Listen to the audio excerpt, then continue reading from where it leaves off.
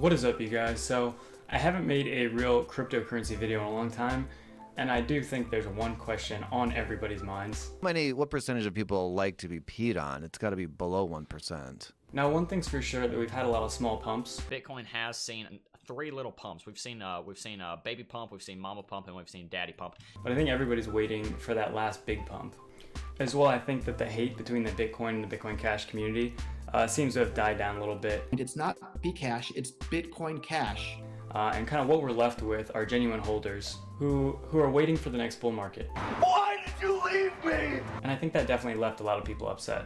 For one, I think as well, people outside of the crypto community definitely have a limited understanding of cryptocurrency. And I think a lot of them do view it as a passing fad.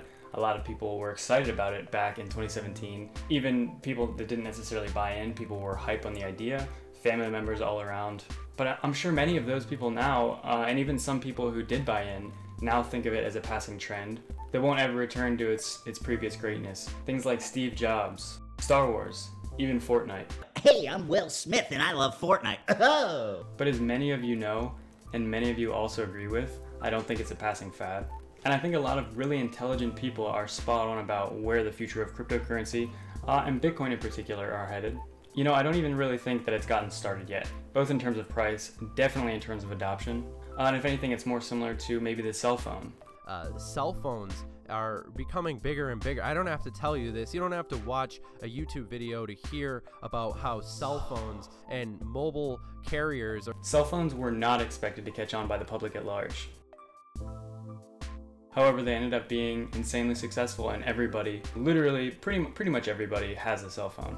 Now that alone definitely won't, quench your doubts of Bitcoin and cryptocurrency, especially now as the price is extremely low. In particular, on November 13th of this year, 2018, just about a month ago, Bitcoin plummeted from about like $6,400 US all the way to, I think the bottom was around like 3,200. Currently, we're sitting right around 4,000, so a little bit above what that low as of the last 2 months was. However, nobody knows if that's the true bottom, if we're going to go lower, and if it doesn't go lower, it probably won't be going up by next month to all-time highs. It's probably going to need some time to recover, some time to recuperate. And so myself and many others recognize the opportunity there, recognize it as unique, possibly even very crucial in securing a portion of wealth, as well as being a part of this technology. With that being said, that also raises the question of like, are you buying altcoins or something like that? because Electroneum is certainly on my list of cryptos that are on my watch list for 2019. Because so many people have defaulted to Bitcoin because it's safer and a lot of the altcoins have just taken massive hits. I personally do think, and what I'm going to be doing is, investing more and more into altcoins as well. I do want to get a nice chunk of Bitcoin. So in that sense, I am hoping that we stay low for a fair amount of time. Fearless.